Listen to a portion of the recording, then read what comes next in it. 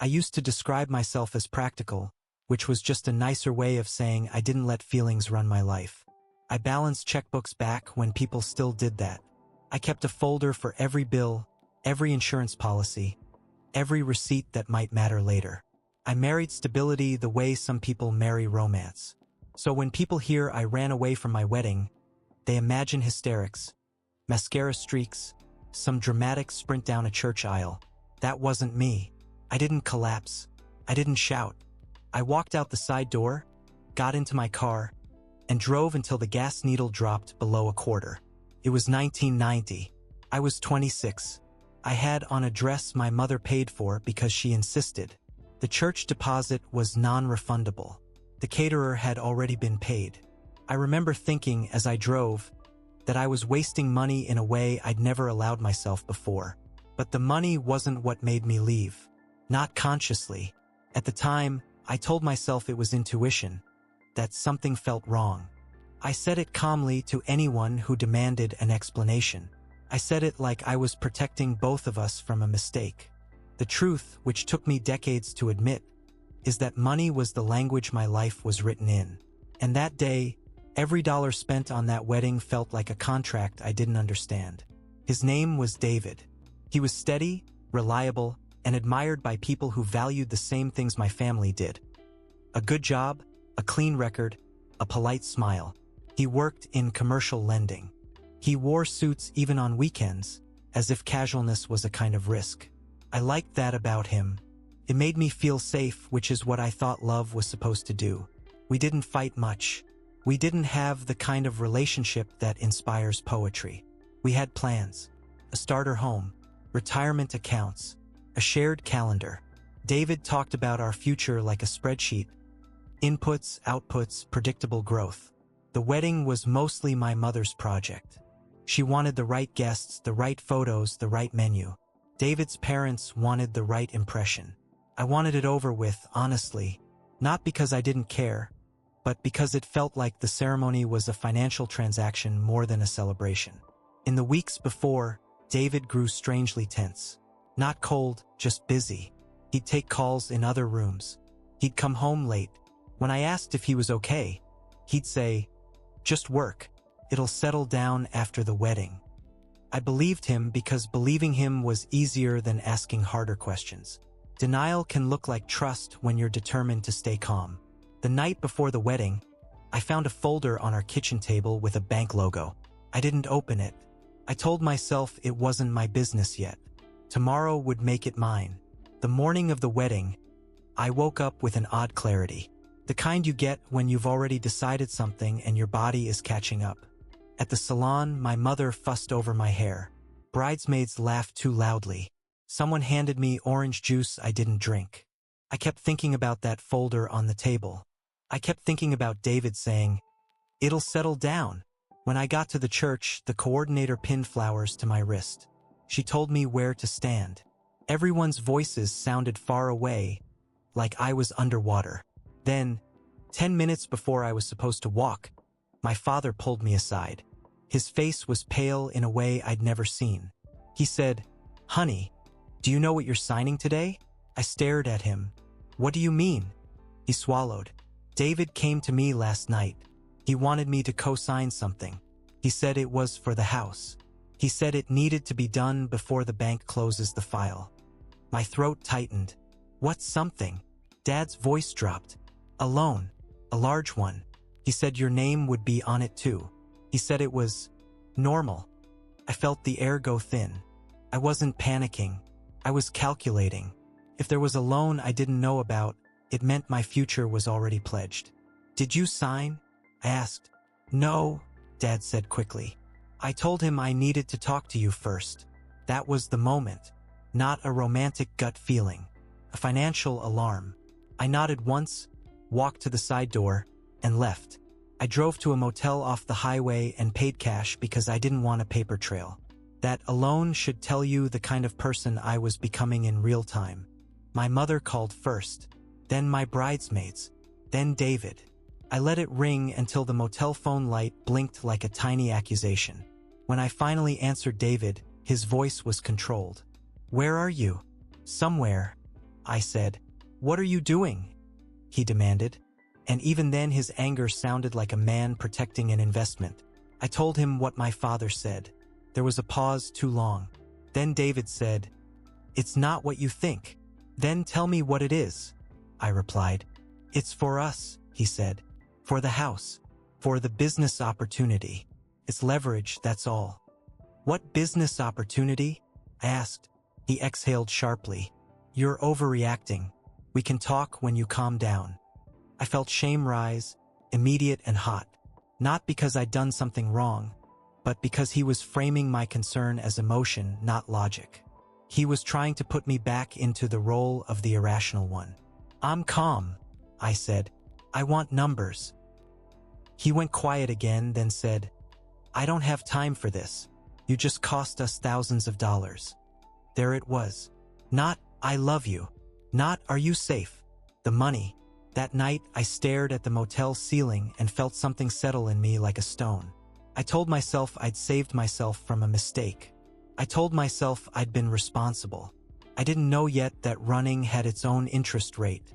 I didn't come back to apologize. I came back to pack. David wasn't in our apartment when I arrived. The wedding gifts were stacked in the corner like a shrine to a life I'd refused. My mother had left me a voicemail that said, "How could you embarrass us like this?" Embarrassment in my family was a kind of unpaid debt. I found the folder in the kitchen drawer this time and opened it.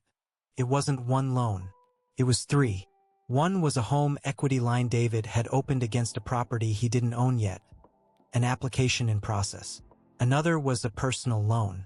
The third was something I didn't recognize. A commercial note tied to a small real estate partnership. My name wasn't on the paperwork yet, but there were signature lines for me. Blank, waiting, like the future. I called the number on one of the pages and reached a loan officer who sounded weary. I said, "I need to know if my name is associated with any applications." He asked for my social security number. I gave it. There was a pause as he typed. "Ma'am," he said carefully, "there is an application pending with your name listed as co-borrower." My stomach dropped. "I didn't authorize that." Another pause. "The primary applicant indicated you would sign at closing." The awareness hit hard, not emotional, clinical. David had moved money around my life as if consent was an administrative detail. That was the first twist, and it recolored everything. The late nights, the calls, the tension. He wasn't busy with work. He was building a financial structure that required my signature like a keystone. I packed my clothes and left the gifts behind. For a while, the story was simple. I escaped. I started over. I moved 2 states away and found work as an office manager. I rented a small apartment and paid everything myself. I didn't date seriously for years. I told people I'd had a bad experience, which was a neat way of saying I didn't trust anyone who talked about money with too much confidence. David tried to contact me for a few months. Then he stopped. I heard through friends that he married someone else quickly. That made me feel vindicated in a small, ugly way. I built a life that looked stable from the outside. I married later to a man named Greg who was kind and not ambitious. We had 1 son. We lived within our means. If Greg wanted a new truck, we saved first. If my son needed tuition help, we paid what we could and said no to what we couldn't. Greg died when I was 58. Cancer. Medical bills that arrived like snowdrifts. I handled it the way I handled everything. Paperwork, phone calls, quiet endurance. After the funeral, I sold the house and downsized to a small place in a quiet neighborhood. I told myself I was being smart. Retirement required discipline, and I still believed discipline could protect me. Then, one spring morning, I saw a moving truck across the street, and a man directing it with the same careful gestures I remembered from long ago. David. He looked older, of course. We both did. But his posture was unmistakable. Upright, controlled, like he was still negotiating with the world. I stood on my porch with a mug of coffee and watched him carry boxes. My first instinct was denial. Couldn't be him. The world isn't that small. People don't reappear like that.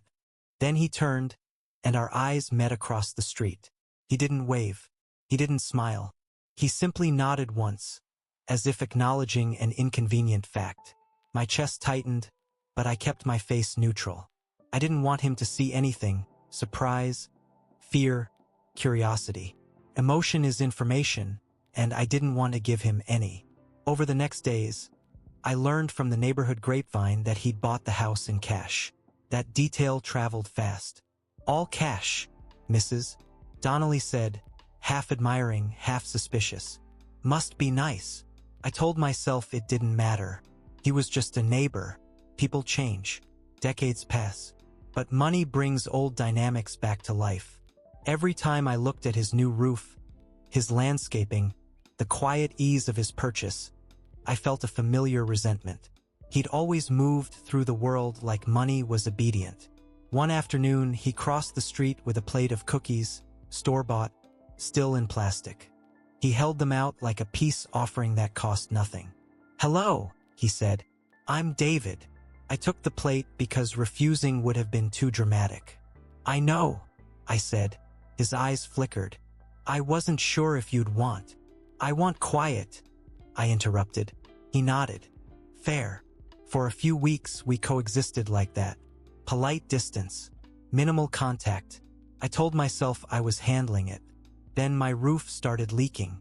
It wasn't catastrophic, just a slow drip that stained the ceiling. The estimate to repair it was more than I expected, and my savings were already thinner than I liked because of Greg's medical bills. I could pay it, but it would hurt. It would eat into my cushion, and at my age, cushions are not optional. I called 3 contractors. Each one gave me the same look when I asked about payment plans. "We can talk," they said, which meant no. One evening, as I stood in my driveway staring at the roofline, David walked over. "Leak?" he asked. "Yes," I said, too quickly defensive. He nodded like he'd been waiting. "I know a roofer," he said. "Good work. Fair price." "I'm fine," I replied. Denial again, automatic. David didn't press. He handed me a business card and walked away. 2 days later, the roofer came out. He gave me an estimate that was significantly lower than the others. I asked why. He shrugged. "Mr. Palmer already paid a deposit," he said. My stomach dropped. "He did what?" "Deposit," the roofer repeated. "Said you'd reimburse him. He just wanted us to get started before the next rain." I felt my face burn with shame before anger. Shame that I needed help. Shame that David had stepped into my finances again without asking. I marched across the street and rang his doorbell. When he opened it, I said, "You don't get to do that." David listened without interrupting, which somehow made me angrier. "I didn't ask for your money," I said. "I didn't ask for your intervention. 35 years ago, you tried to put my name on your debts. And now you're doing this." His expression tightened at the mention of debts, like a bruise being pressed. "I didn't put your name on anything," he said quietly. "You listed me," I snapped. "I checked." He took a breath. "Yes, I listed you. I believed you would sign because you were supposed to be my wife. That was wrong." "Wrong isn't enough," I said. "It was theft with nicer paper." He didn't argue. "I'm not defending it," he said. "I'm telling you the roofer deposit wasn't like that. I didn't benefit." I laughed, sharp. "You always benefit." Something flashed in his eyes, hurt, maybe. Then he said, "I benefit from sleeping at night. That's all." I stared at him, chest tight. "Then why?" David hesitated. "Because you were standing in your driveway looking the way you looked the day you left," he said. "Like you were making a decision that would cost you either way." That landed too close to the truth. I wanted to hand him a check immediately to erase the imbalance. But my account didn't have the kind of fluidity his did.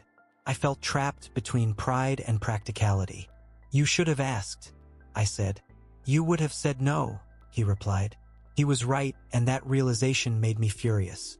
That night, I paid him back from my savings. It stung. I told myself I'd restored control.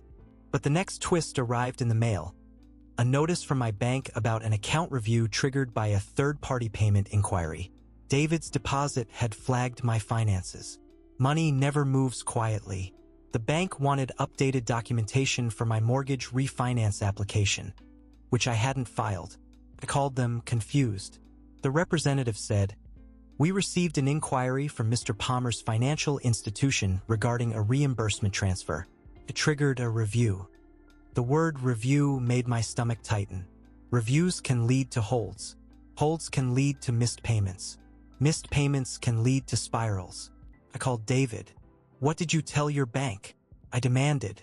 "Nothing," he said. "I paid a deposit by check. That's it." "But now my bank thinks I'm refinancing," I said. There was a pause. "You're not?" he asked, and his tone was careful. "No," I snapped. David exhaled. "Then someone is using your information." That sentence chilled me. Within a week, I discovered that my identity had been used to apply for 2 credit cards and a loan. The addresses were old. The phone number was not mine. My credit report showed inquiries I didn't recognize. I felt that old shame bloom again, the sense of being naive despite all my carefulness. Then anger followed, at the faceless thief, at the systems that allow this, at myself for believing discipline prevents catastrophe. David offered help. "I know how to navigate this," he said. "I can call." "No," I said automatically, but the word lacked strength. He didn't push. He sent me a list of steps anyway. Freeze credit, file report, contact bureaus. I followed it. Calm hands, racing heart. I thought, at least this is solvable. Paperwork is my language. Then, while scanning my report, I saw something that made my breath stop. A long-closed account. A commercial note from 1990, marked charged off, tied to a partnership name I recognized from David's folder. It listed a co-borrower. My name. I stared at the screen until the letters blurred. Couldn't be right. I'd never signed. I would have remembered. I am not careless with signatures. David came over when I called, and for the first time in decades, he sat in my living room.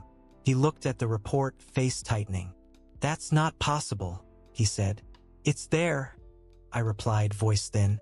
"My name, my social security number. You said I wasn't on anything." "I didn't put you on the final note," he said, and his voice sounded strained. I swear, I believed he believed himself. That didn't help. I dug through old boxes, old papers, trying to find proof. Most of my life from that era was gone. Tossed in moves, thrown away in anger, lost to time. Time protects liars. Finally, I called my father's old attorney, now retired but still reachable. He remembered the wedding fiasco. He remembered David's request. And then he said something that made my stomach drop. "Your father did sign something," he said. "Not as co-signer, as power of attorney witness. David brought paperwork saying you'd authorized him to act for you in a limited capacity after marriage." "I wasn't married," I whispered. "The attorney sighed. I told your father that. He said David insisted it was standard and your father, well, he didn't want to cause trouble before the ceremony." I felt my vision tunnel. Twist too, but deeper. My father had helped, unintentionally, because he was more afraid of embarrassment than fraud. I hung up and sat in silence, shame flooding me. Shame at my family, at myself, at how close I'd been to being trapped. Then anger came, hot and clean. I looked at David and said, "You forged me." David's face went pale. "I didn't," he said. "I didn't forge your signature." "Then how is it there?" I demanded. He swallowed. "My father," he said quietly. "He handled paperwork for me back then. He had connections." I stared at him. "Your father committed fraud in my name?" David's jaw tightened. "He did things I didn't always know about," he said. "He wanted the deal to close. He wanted the partnership. He believed marriage made it all shared." That was twist 3. The betrayal wasn't just David's ambition. It was a family system that treated my identity like collateral. It recontextualized the wedding day, the pressure, the non-refundable deposits. The wedding wasn't just a ceremony. It was a closing deadline. My anger shook my hands, but under it was something else. Relief. Relief that I'd left. Relief that my gut had saved me even when my logic was still lagging. Guilt mixed with that relief, too, because I realized David might not have known the full extent. I realized my exit had probably detonated his life in ways I never saw. I hated that sympathy. I hated that my brain could still calculate nuance even while my body wanted revenge. David said, "I'm sorry." And for the first time it sounded like a real apology, not a negotiation. "I don't want sorry," I said. "I want this off my record." He nodded once. "Then let me fix it." David hired an attorney, his money, his contacts, his efficiency. Papers moved fast when someone pays the right hourly rate. He also offered to pay off whatever remained tied to that old note, even though it was technically charged off decades ago. "If there's a settlement amount," he said, "I'll cover it." I should have refused. Pride is expensive, but it's still cheaper than letting someone else own your narrative. Instead, I let him. That was my morally questionable choice, and I told myself it was justice. The person connected to the damage should pay. But the guilt came anyway, because taking his money felt like reopening a contract I'd escaped. For a brief period, things seemed to settle. The roof was fixed. My credit was frozen. The attorney sent letters. The bureaus corrected entries. My score ticked upward. I slept again. That was the false resolution. I believed the crisis was over because the paperwork said so. Then, one morning, I found a property tax notice on my doorstep that wasn't mine. It was addressed to a trust, listing my house as collateral for a lien. I called the county office, heart pounding. The clerk said, "Ma'am, your property was listed as security in a private loan filing last month. It's recorded." I felt my blood go cold. "By whom?" She read the name. It was David's. I stormed across the street and shoved the notice at him. "What did you do?" David looked genuinely stunned. "I didn't file that," he said. And for the first time, I believed him completely, and that made it worse. We sat at his kitchen table while he pulled up records. There it was, a loan document, filed electronically, using his name, his address, and my property description. Someone had used both of us. David's hands were steady, but his face looked older than it had a week earlier. "My father's accountant is dead," he said quietly. "But the network he built, it doesn't just disappear." The identity theft I'd discovered wasn't random. It was connected. Someone had access to old partnership records, old signatures, old assumptions about what could be moved without consent. David made calls. I made calls. The county office said we'd need affidavits, legal petitions, time. Time meant stress. Stress meant health costs. I could feel my blood pressure climb just reading the forms. I asked David why he'd moved here. He hesitated, then said, "Because I sold everything to pay for mistakes," he said. "And this neighborhood was the only place that still felt real." I stared at him. "You bought your house in cash."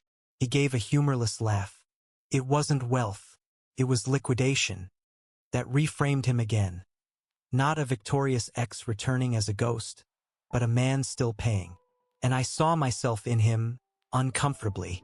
Two people who thought control came from numbers, both learning numbers can be weaponized by someone else.